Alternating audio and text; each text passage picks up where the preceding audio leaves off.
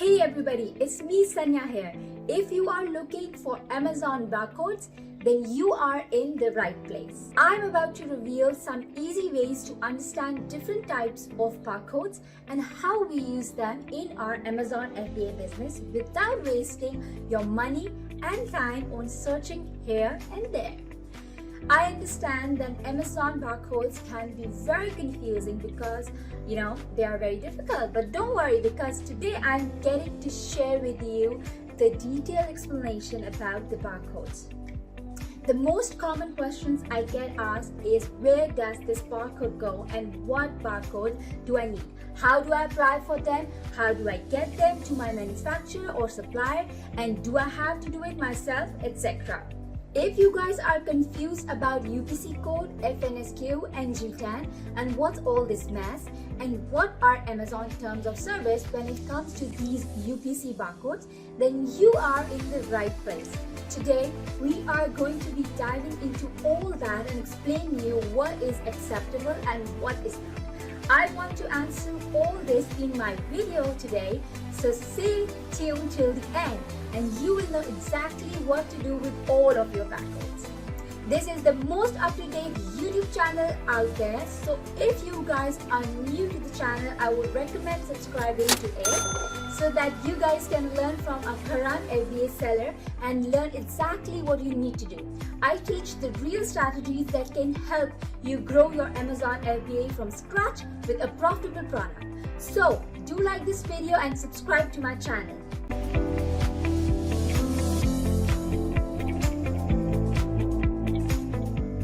This is the updated version that tells you exactly what is legit and how to apply for that. I feel like it's a confusing topic and I just want to break it down, and some people want the most up-to-date videos out, so that's why I basically made video to give you guys something that is 100% applicable right now within Amazon terms and service. Real quick guys, if you are interested in learning more about Amazon FBA step by step, then be sure to check out my free guide here at the first link in the description down below. The first thing we are going to talk about is going to be something called ASIN number, and this is gonna be something that you do not need to worry about. You need to have no part in this. ASIN stands for Amazon Standard Identification Number. It's a 10-character alphanumeric unique identifier that's assigned by Amazon.com and its partners.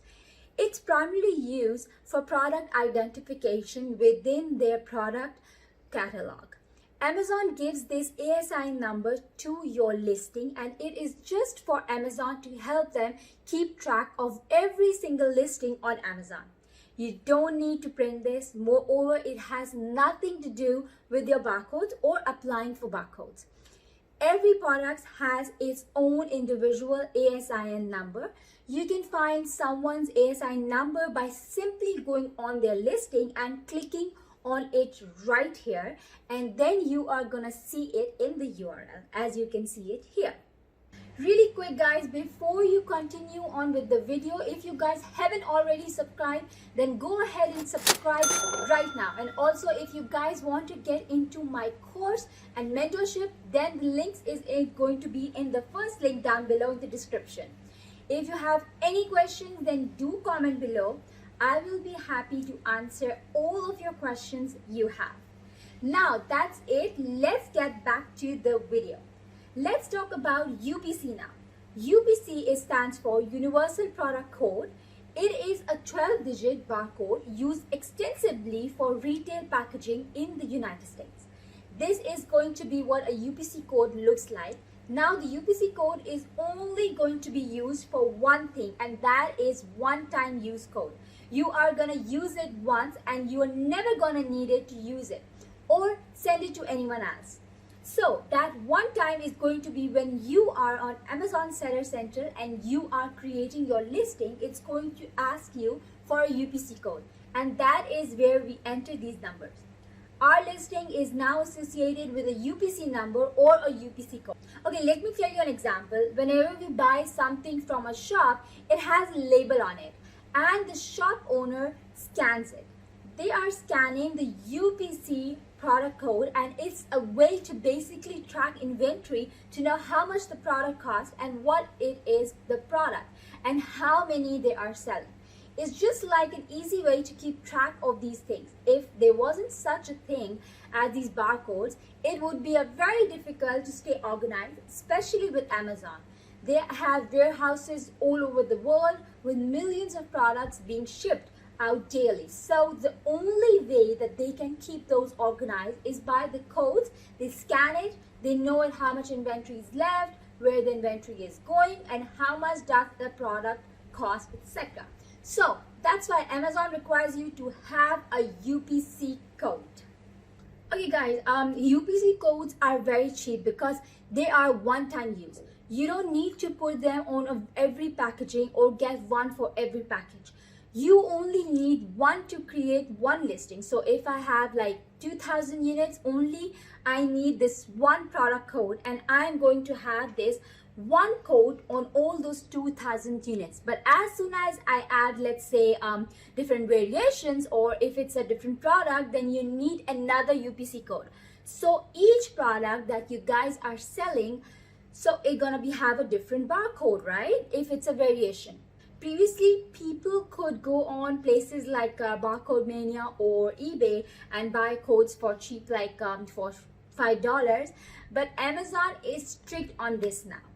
A valid UPC code verifies the authenticity of the product. If they do not match the information provided by the GS1, then it will be considered as invalid. Basically, they are making sure that they are checking the GS1 database, and if it doesn't align with the GSN database, then it's going to be considered invalid.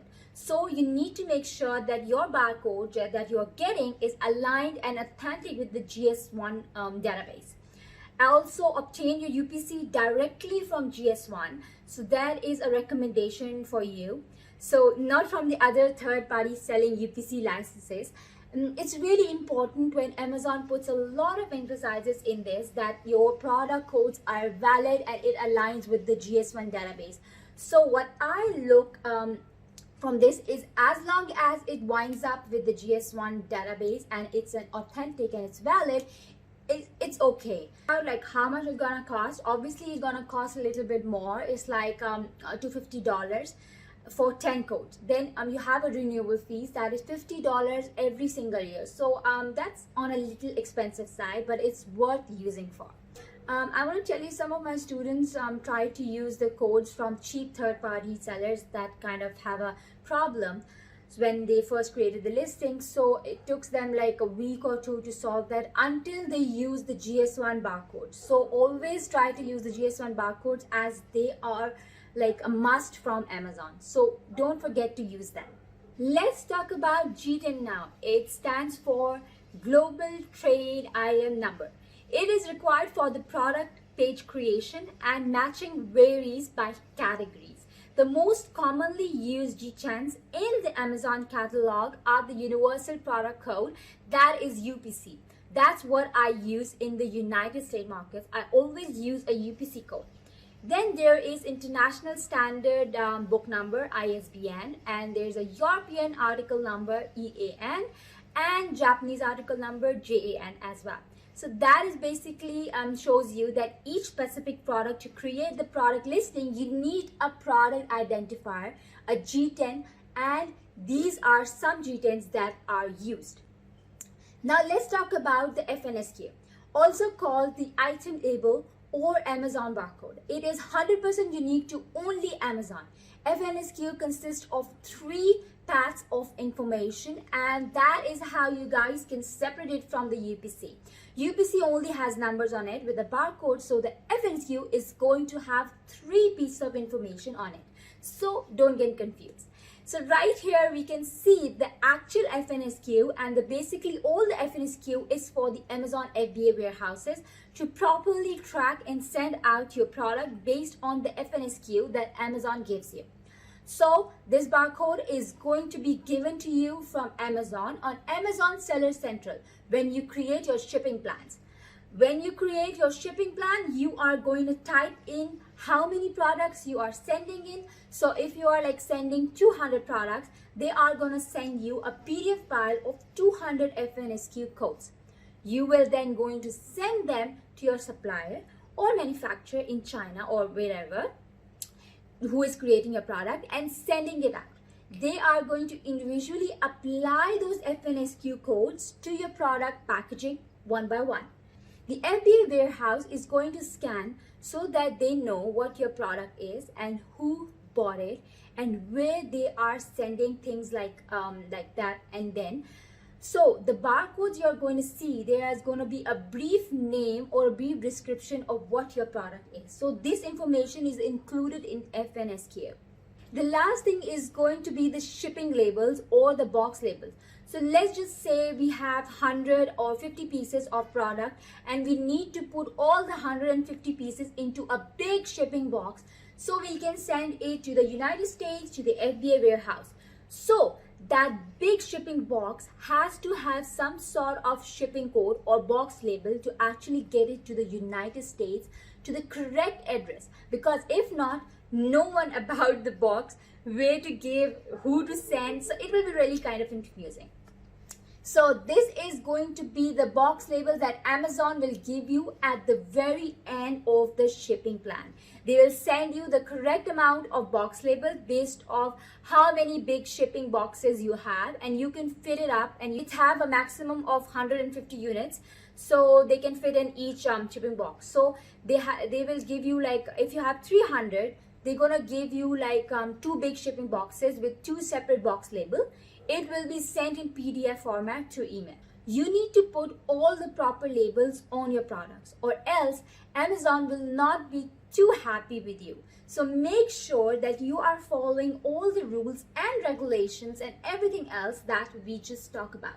Make sure that you know exactly what every single barcode is and where to put them correctly when you are creating your shipping plan, because if you miss any of that information, then it could mess up your like box labels, and then you will be in some deep trouble with Amazon, and definitely we don't want that.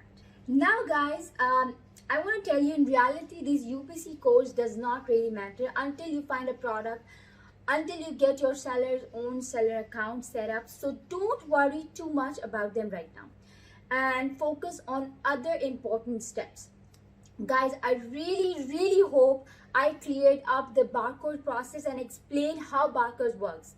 Before you guys go, make sure you go down below and click on the like button if you learned anything new. Also, don't forget to subscribe to the channel and hit the notification bell to get notified every time I upload a new video. Leave me a comment below. Let me know if you have any questions, and I respond to every single comment. I believe you. I'll see you guys in my next video here.